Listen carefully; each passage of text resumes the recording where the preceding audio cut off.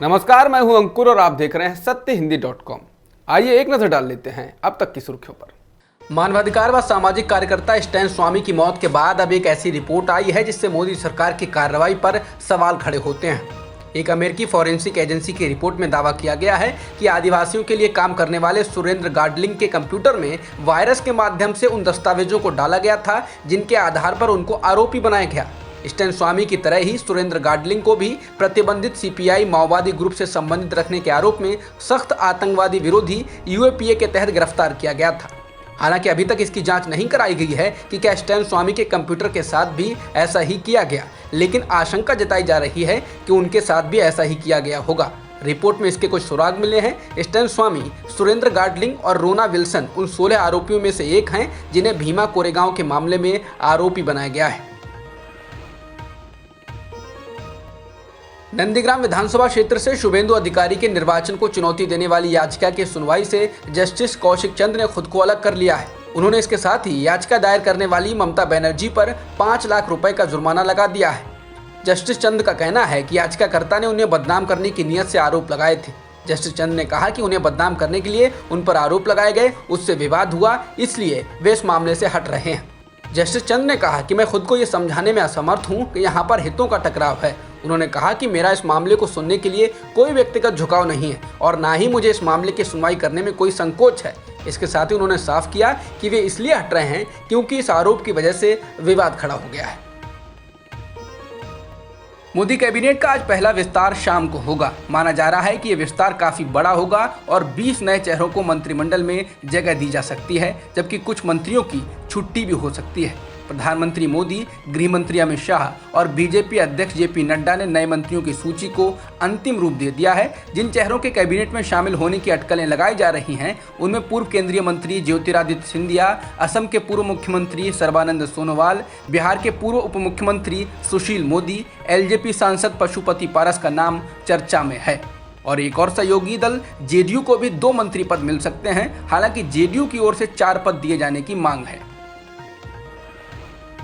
Modi cabinet में काफी नए नाम शामिल होने की उम्मीद लगाई जा रही है। उससे पहले खबर आ रही है कि शिक्षा मंत्री रमेश पोखरियाल को कैबिनेट से हटा दिया गया है। इंडिया टुडे की रिपोर्ट के अनुसार पोखरियाल ने कोरोना के कारण स्वास्थ्य पर प्रभाव के कारण कैबिनेट में बने रहने की अनिच्छा व्यक्त की। इसके अलावा श्रम मंत्री संतोष गंगवार भी कैबिनेट में नहीं रहेंगे। उन्होंने कहा कि उन्होंने केंद्रीय मंत्रिमंडल से इस्तीफा दे दिया है। दुखद खबर है कि बॉलीवुड के दिग्गज अभिनेता दिलीप कुमार का निधन हो गया है। वह 98 साल के थे। मुंबई के पीडी हिंदुजा अस्पताल में अभिनेता का इलाज करने वाले डॉक्टर जलील पारकर ने उनके निधन की जानकारी दी। वह पिछले कई दिनों से अस्पताल में भर्ती थे। बीते दिनों उम्र संबंधी परेशानियां हुई थीं। उन्हें आईसीयू वार्ड में भर्ती करवाया गया था, लेकिन इस बीच तबीयत सुधरने पर अभिनेता को सोमवार को आईसीयू वार्ड से निकाल देने की बात कही गई थी। हालांकि बाद में उनकी तबीयत बिगड़ती गई। दिलीप कुमार पिछले कुछ वर्षों से किडनी की बीमारी से लेकर निमोनिया तक की बीमारियों से जूझ रहे थे। दिलीप कुमार के परिवार में उनकी पत्नी सायरा बानो हैं। दिग्गज अभिनेता दिलीप कुमार के निधन के बाद सिनेमा और राजनीति से जुड़े तमाम लोगों ने शोक जताया है। प्रधानमंत्री नरेंद्र मोदी ने भी दिलीप कुमार के निधन पर शोक जाहिर किया। उन्होंने ट्वीट कर कहा कि दिलीप कुमार जी को एक सिनेमाई दिग्गज के रूप में याद किया जाएगा। उन्हें अद्वितीय प्रतिभा का आशीर्वाद प्राप्त था, जिसके कारण पीढ़ियों तक दर्शक मंत्रमुग्ध रहे। उनका जाना हमारी सांस्कृतिक दुनिया के लिए एक क्षति है। उनके परिवार, दोस्तों और असंख्य प्रशंसकों के प्रति संवेदना, श्रद्धांजलि। लगातार बढ़ रही पेट्रोल और डीजल की कीमतों का नतीजा ये हुआ कि अब दिल्ली में भी पेट्रोल 100 रुपए के पार हो गया है और डीजल की कीमत 89 रुपए 53 पैसे प्रति लीटर हो गई है। आज पेट्रोल 35 पैसे और डीजल 17 पैसे प्रति लीटर महंगा हुआ। बता दें, पिछले 68 दिनों में 9 रुपए 81 पैसे प्रति लीटर की तेज वृद्धि हुई है। इसी तरह राजधानी में डीजल की कीमतें भी पिछले 2 महीनों में 8 रुपए 80 पैसे प्रति लीटर बढ़ चुकी हैं। मई और जून के बीच 61 दिनों में 32 दिन दाम बढ़ाए गए। इसके अलावा देश के अधिकतर राज्यों में पहले ही पेट्रोल की कीमत 100 रुपए के पार हो चुकी है। वहीं पेट्रोल और डीजल के रिकॉर्ड महंगाई के विरोध में कांग्रेस 7 जुलाई से 10 दिन का देशव्यापी विरोध प्रदर्शन करने जा रही है।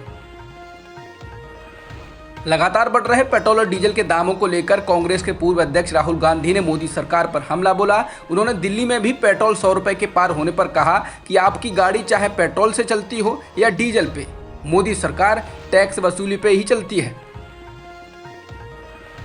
उत्तर प्रदेश के मुरादाबाद में 16 वर्षीय नाबालिग से 8 लोगों ने सामूहिक दुष्कर्म किया। आरोप है कि नाबालिग को कई दिनों तक बंधक भी बनाकर रखा गया। ये दुष्कर्म उससे इस बात का बदला लेने के लिए किया गया कि उसका भाई गांव के ही परिवार की एक लड़की के साथ भाग गया था। इसके बाद लड़की के परिवार वालों ने नाबालिग के साथ इस घिनौनी वारदात को अंजाम दिया। टाइम्स ऑफ इंडिया के मुताबिक घर छोड़कर गई लड़की के पिता, भाई और कई चाचाओं ने नाबालिग से बलात्कार किया और उसके माता पिता बेबस होकर देखते रहे।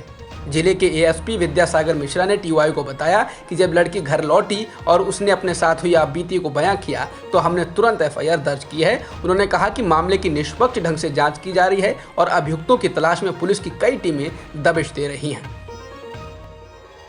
राजस्थान में अशोक गहलोत और पायलट गुट के बीच जारी तकरार के बीच अब कांग्रेस नेता राजस्थान के प्रभारी अजय माकन ने कहा है कि मंत्रालय विस्तार और अन्य राजनीतिक नियुक्तियों को लेकर सभी के साथ चर्चा जारी है। मुख्यमंत्री के साथ भी बात की जाएगी। जल्द ही मंत्रिमंडल का विस्तार किया जाएगा। बता दें, सचिन पायलट का गुट लगातार मंत्रिमंडल विस्तार की मांग को लेकर मुखर है। वो अपने गुट के लोगों के लिए मंत्रिमंडल में जगह चाह रहा है, बाकी राजनीतिक नियुक्तियां चाह रहा है, लेकिन मंत्रिमंडल विस्तार और राजनीतिक नियुक्तियां रुकी होने के कारण तकरार बढ़ गई है।